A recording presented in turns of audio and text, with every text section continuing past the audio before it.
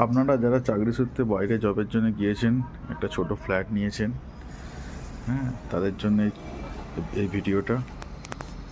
আমিও বাইরে জব করি, ফ্ল্যাট নিয়েছি, তার মধ্যে একটা ছোটো ব্যালকনিতে আমি এইভাবে গাছ লাগিয়েছি। গাছ তো সবাই ভালোবাসেন। দেখুন, এটা মাধবীলতার গাছ আছে, very different type of succulent আছে। এটা আমার 1 বছরে তৈরি সমস্ত কিছু।